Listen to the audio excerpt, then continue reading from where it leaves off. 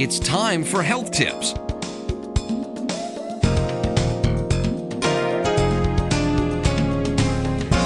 Now here's your host, Dr. Alma Jenkins. Good evening. I'm Dr. Alma Jenkins. Welcome to Health Tips. Well, you know, this is the month of love, February, and we want to remember our loved ones, maybe by feeding them something, a new dish that's really healthy for them.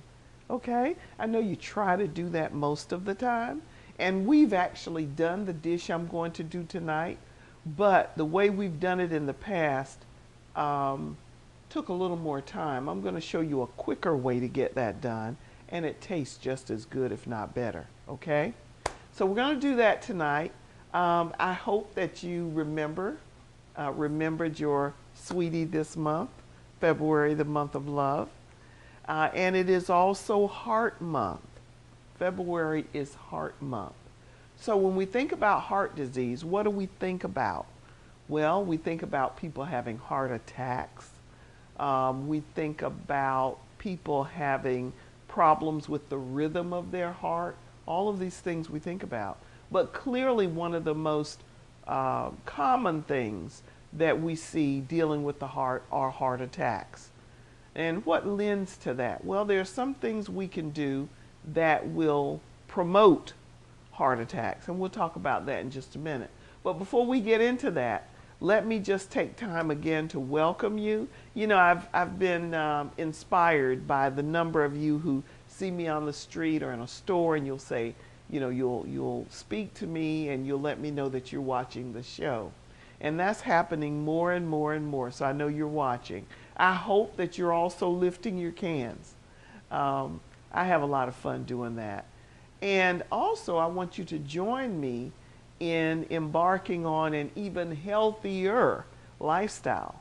I want to encourage those of you who are heavy on the meat to try to lighten up a little bit. Maybe even think about having a meatless day once a week to kind of give your body a break, because I bet you eat maybe more than you should. And if you're eating red meat every day, that's not healthy. You need to, I'm not saying you can't eat red meat or that that's not good for you. I'm saying that you should try to vary your diet.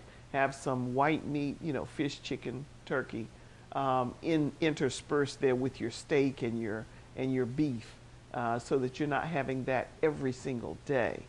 Also, let me just say here that if you want health tips to come to your church or your group, just give us a buzz. You can reach us through the station at WHFL, and we can get our mail through them, and let us know when you want us to come or what you want us to talk about, okay? We'd be more than happy to do that. But, okay, so what are we going to do tonight? Well, tonight we're going to do a dish that we've done before, but I wanted to do it again just to show you how to do the stovetop version of it. Let me get the top that goes to that. So we're going to do collard greens the way that you like that I do them, because it tastes like it's got meat in it. So if you're going to have a meatless night, one of these evenings with your loved ones, then you can have a truly meatless night by not cooking your greens and meat that particular night.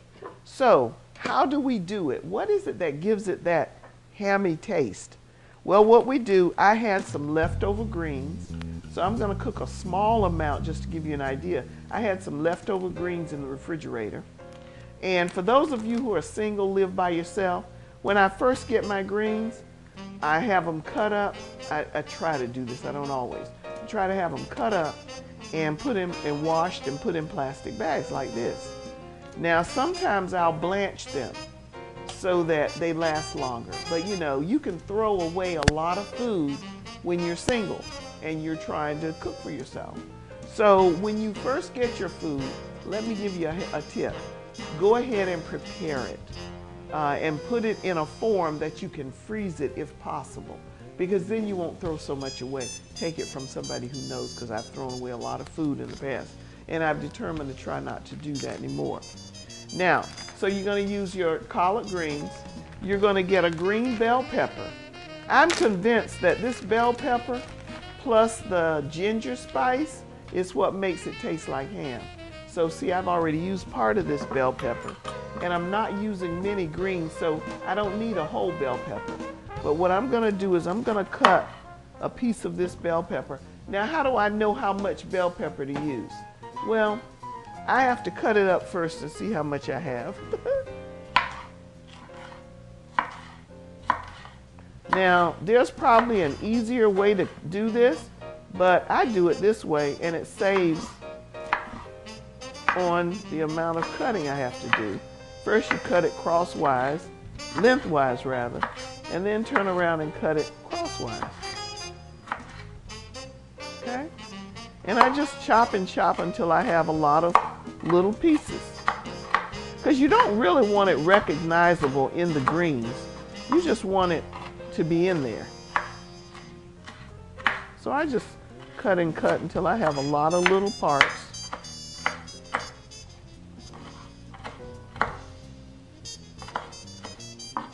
Okay? I think that for the amount of greens that we have, this will be sufficient, because we don't really have that many. So I looked at my pepper, and I said, well, I could use a little bit more bell pepper. So I cut a little bit more here. Okay, because I want that nice peppery, I want that nice hammy taste. So let's put on, I've already put some oil in the pan here, and we're getting ready to heat it. I'm heating it up now. I've got it on high actually to make it heat up a little quicker. But I have my pepper here, ginger, garlic, salt, olive oil. Those are your basic ingredients. Now I'm going to step away for a minute and get some rice vinegar. So now we have the rice vinegar. Okay, so we're going to need that too. All right, so let's see. I believe the oil is heated nicely. You don't want the olive oil to smoke, okay? Because that means you've gotten it too hot. Put our greens in there. Okay. And then we'll put some little garlic, ginger. You know, it's hard to tell you how much ginger to put in there, but it's the ginger, and I'm going to take the top off here so I can shake a little more. It's kind of caked, so you don't want to put too much in there. Okay, I think that might be enough. Okay. And then we're going to grind some pepper.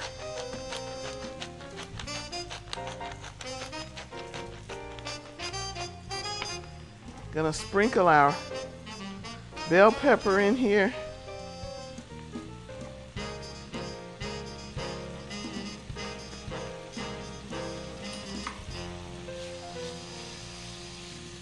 Yeah.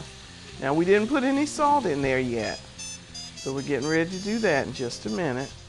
And you may have to put a little bit more oil in there. So I'm using some kosher salt. This particular kosher salt is coarse, so you got to watch how much you put in there, because you'll have it too salty. Okay? Remember, you can always shake more, do more salt, but you can't take it out once you get it in there. So now we're just sauteing this, if you will. Okay? Now, if it gets to where you're not seeing any grease in the bottom, you may have to add a little bit more olive oil to it. Olive oil is healthy for you anyway, so I don't get too bothered if I have to do that.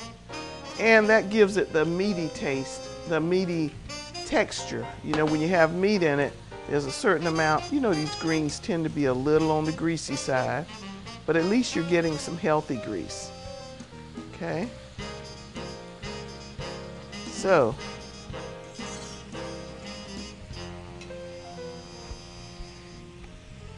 Okay, I had to adjust my mic a little bit.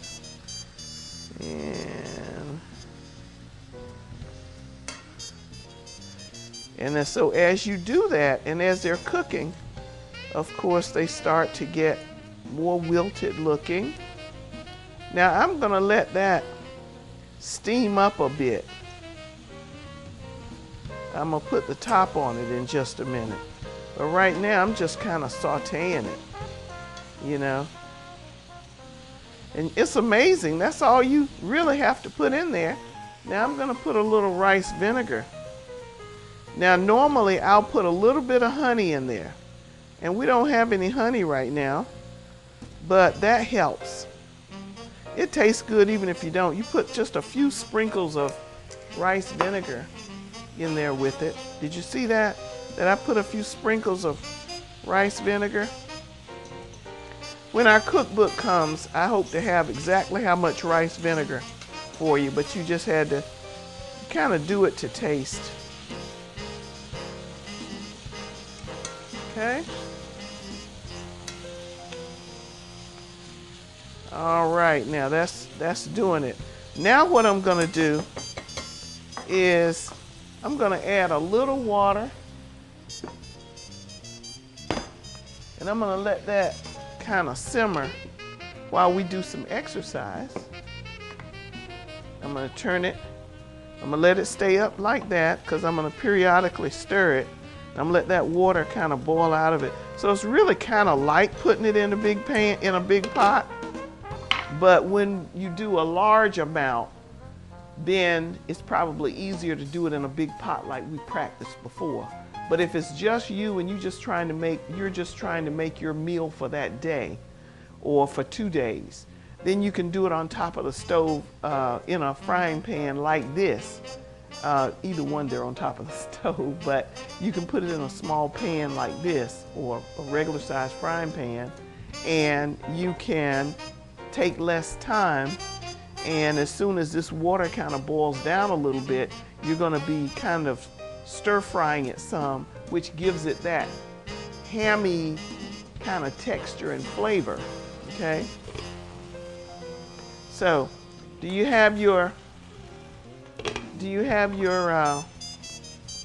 cans available? Now these are collard greens, so you know they're thick, so they're not going to be so soft. They'll be soft some, but not like spinach, say. Okay, so we're gonna let that go ahead. I'm gonna turn it down some now, just because we're gonna exercise a bit, and I'm gonna keep an eye on that while we're at it.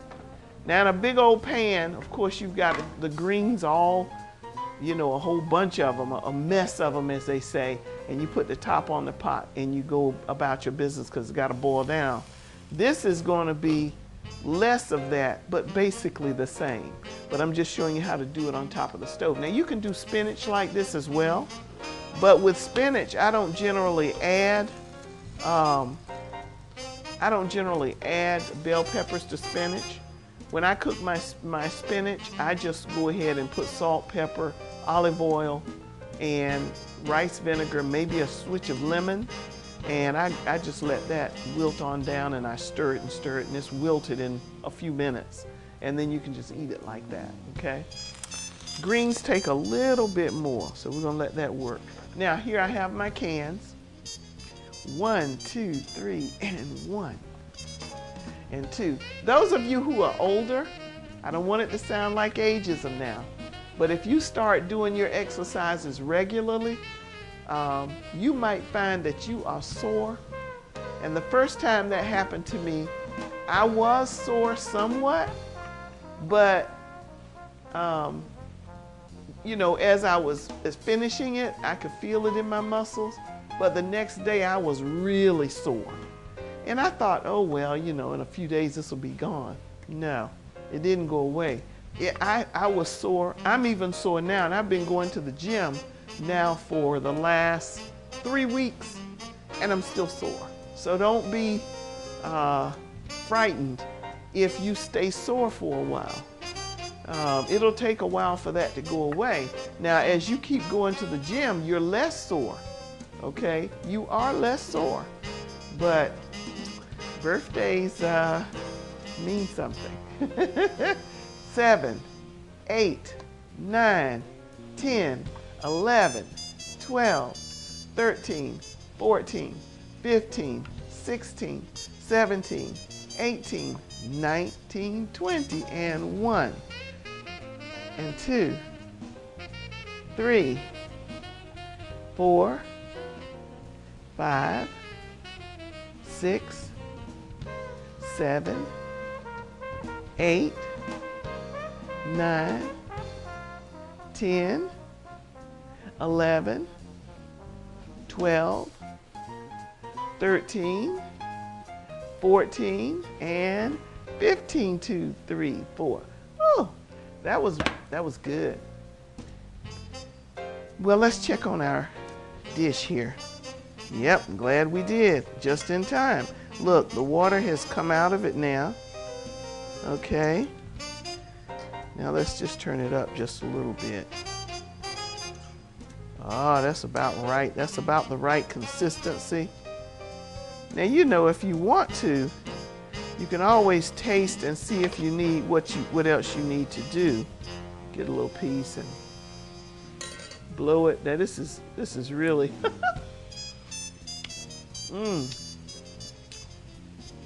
I am not kidding you. That is delicious. Now let me warn you, if you set your collards, especially if they're a little bit old, you set them in the refrigerator in a bag, and they start to sort of wilt a little bit, and then they leave juice in the bag. Try to rinse that off, because that tends to be a little bitter. So you don't really want that. So let me give you that little thing. And that usually won't happen if you freeze them right away, if you blanch them and freeze them. But if you put them in the plastic bags and put them in the refrigerator, over time they'll tend to maybe have a little juice come from them. And as that sits, it gets a little bitter. Now see how I'm doing here now? I'm what they call frying it down a little bit. Not as much as some people. But this still has some crunch to it. Now I'm gonna step away for a minute and get a plate.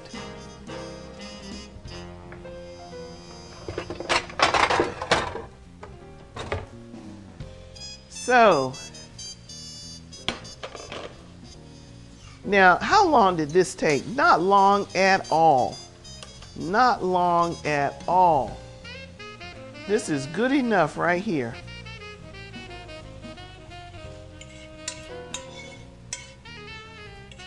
You see how easy it is when you already have it in your refrigerator and ready to go? You don't have to stop and cut up your greens and wash them and all of that. Do all that when you buy them. You buy them when you get home as quickly as you can, preferably the same day, but if it has to be the next day, that's fine. If it's got to be the next day, still get your greens, cut them up, wash them the way you want. Now, if it's collard greens, you got to wash them good. I usually wash my collard greens up to about 3 times to make sure you get all the trash and stuff out of them. You don't want little bugs and stuff in there. So I wash them, we cut them up. I say we, my wonderful housekeeper who comes and helps me also does some of it for me.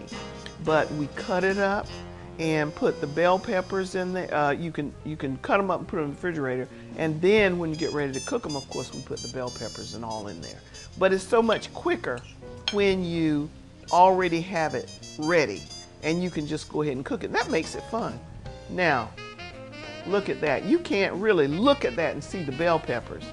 Everything here is green. So that looks like all collard greens, right? Yeah.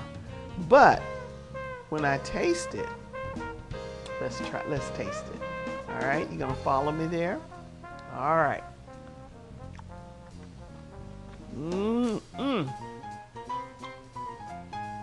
Let me tell you something. Those are some delicious greens. And when you eat them, you're gonna say, oh, where's the ham? I taste it, but I don't see it. They taste hammy. I'm telling you, they do. Those are delicious. And I'm not just saying that. I know I see some of you in the store and you say, ooh, Dr. Jenkins, you act like that is so good. Well, it is. And this is a healthy way to cook your greens, okay? We think we gotta put, and please, even if you cook it with meat, don't go get a big piece of fat and put in there. Of course, most people cook with the ham hock because it does have some of the meaty meat in there. But still, you got fat on the ham hock as well. So if you can cook it meatless, that's even better. A lot of you have high cholesterol, you've got heart disease, you may be diabetic, so you need to eat as healthy as possible. Now we talked about heart disease. Let me have one more piece of that, please.